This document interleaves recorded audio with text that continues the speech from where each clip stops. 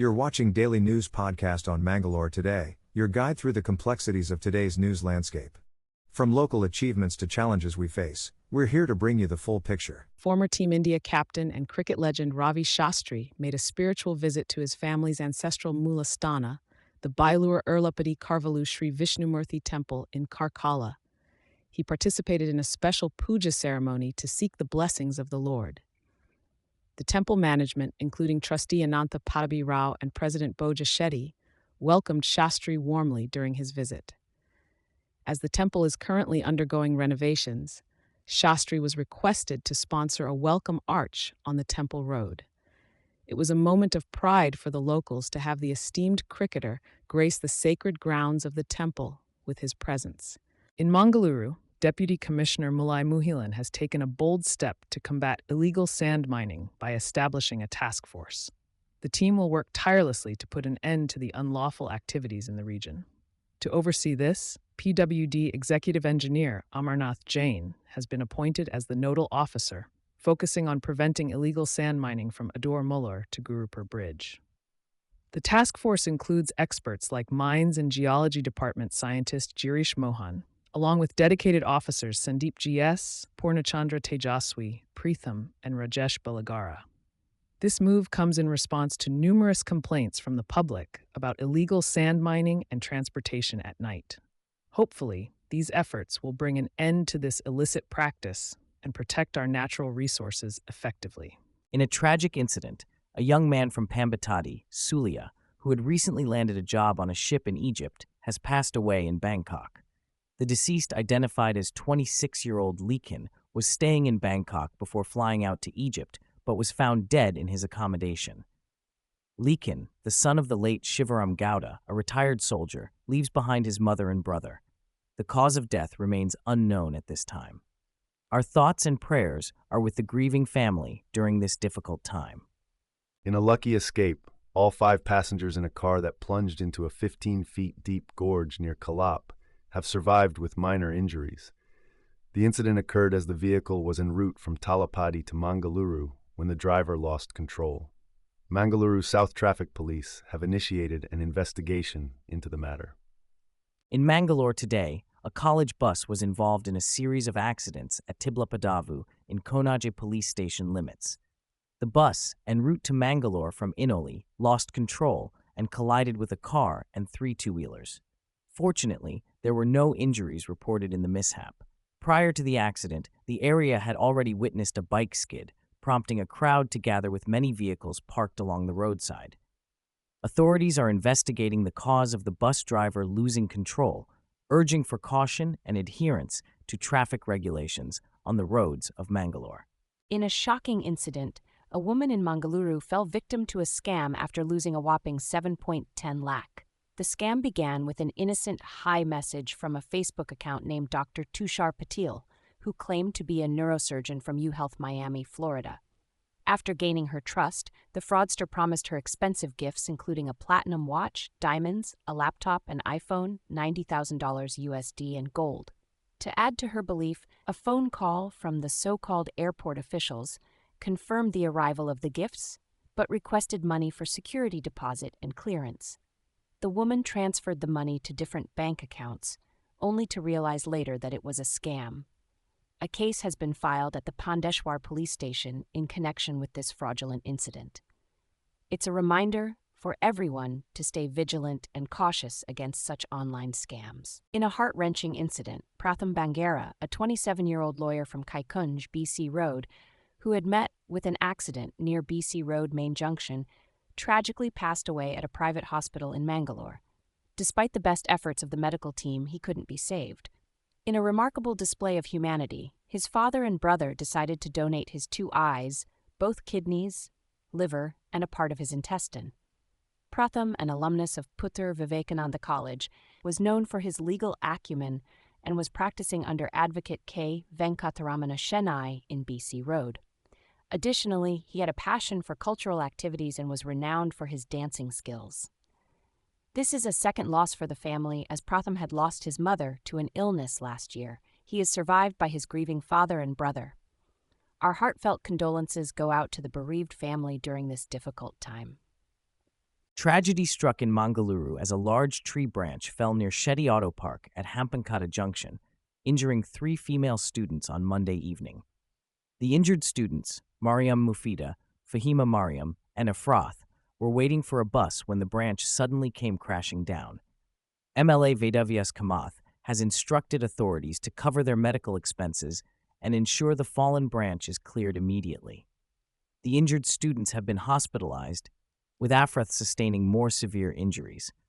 The Pandeshwar Fire Department arrived promptly to clear the debris. Our thoughts and prayers are with the injured students for a speedy recovery. Indian group of institutions in Mangalore recently marked its 20th anniversary with a grand celebration, IGI Sambram 2025. The event witnessed the launch of the APT accreditation, which will offer students globally recognized certificates. MD Shri Murali Hosamajalu was honored with the Master Trainer Award for his contribution to aviation education. A mass media and communication training program in collaboration with Namakudla 24/7 was also inaugurated, providing students with hands-on training in journalism and media communication.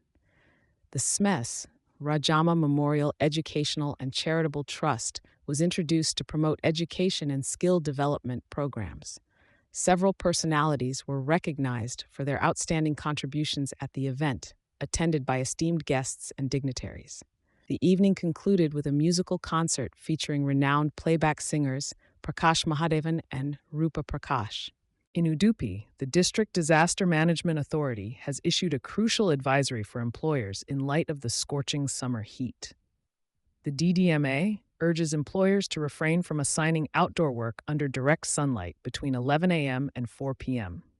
Workers must have access to shade, hydrate frequently, and take regular breaks. The DDMA chairperson emphasized the importance of ensuring the safety of workers, suggesting night shifts for tasks like major construction projects. Employers are directed to provide ample cool water, electrolytes, and adjust work schedules for tasks requiring physical labor. Regular medical checkups and a cool working environment are also recommended for indoor workers. Let's come together to prioritize the well-being of our workforce during these challenging times. In a major breakthrough, the Central Crime Branch of Mangalore City Police has apprehended Abdul Asir, a notorious criminal also known as Sadhu, and Maya. Asir, a longtime associate of the wanted gangster Kali Yogesh, had been evading authorities for 9 years after being granted bail in a shooting case. Acting on a tip-off, the CCB personnel arrested Asir while he was attempting to sell narcotics in Mangalore. They seized 53 grams of MDMA worth 5 lakh from him. Asir, a resident of Mogral in Kasaragod, is wanted in multiple cases including murder, poso, and theft. The successful operation was carried out under the leadership of Inspector K.M. Rafiq and other dedicated officers. This arrest marks a significant victory for law enforcement in the region. The Karnataka government has introduced a bill in the Legislative Assembly to provide a 4% reservation for Muslims in public contracts. The Karnataka Transparency in Public Procurements Amendment Bill 2025 aims to reserve contracts for Muslims in civil works and goods services. This proposal, part of the state budget, intends to address unemployment among backward classes.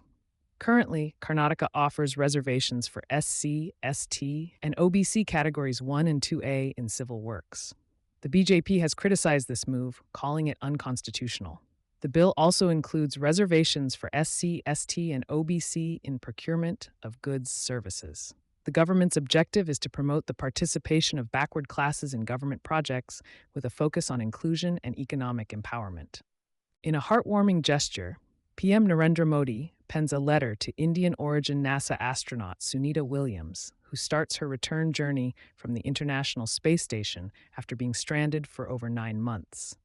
Expressing admiration for her fortitude, PM Modi assures her of 1.4 billion Indians' pride in her achievements and praise for her safe return. He also sends heartfelt regards to her husband Michael Williams and mentions her late father, Deepak Pandya, from Gujarat. The Prime Minister looks forward to welcoming Sunita back to India and honors her as one of the country's most distinguished daughters. As the world awaits Sunita Williams' safe return, PM Modi's touching message resonates with hope and support for this daughter of India. Mangalore. In a developing story, the Supreme Court has set April 2nd as the date to consider the plea against the bail granted to Kannada actors Darshan Thugudipa, Pavitra Gowda, and others in the Renukaswamy murder case by the Karnataka High Court.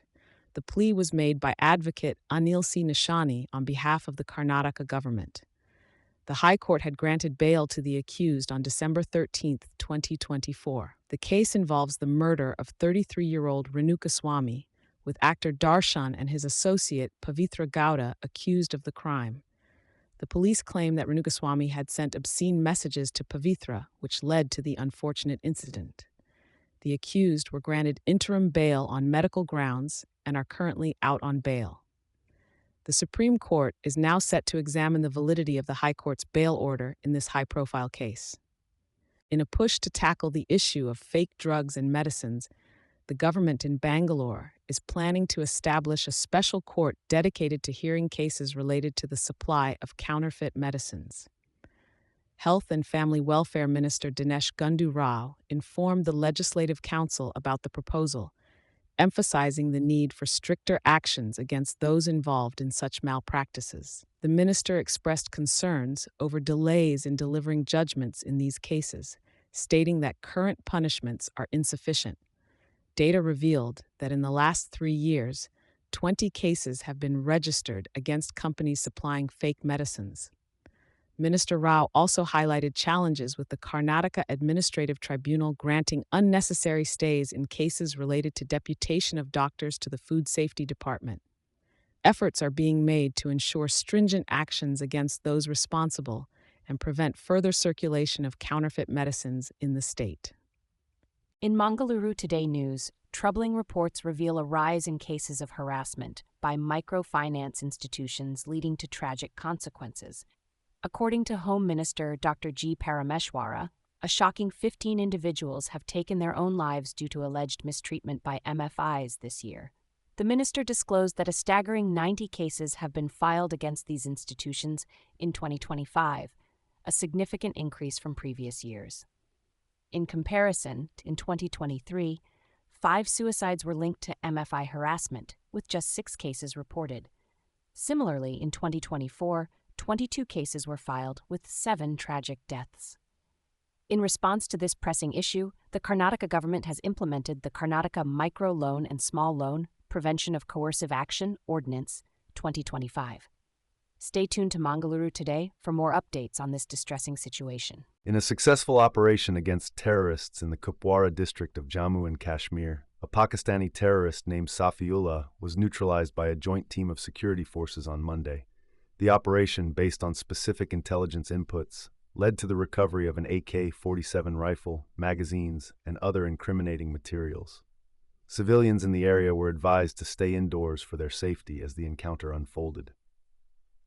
The ongoing efforts to combat terrorism in the region have been strengthened, with Home Minister Amit Shah and Lieutenant Governor Manoj Sinha chairing security review meetings to ensure zero infiltration and dismantle terror support networks.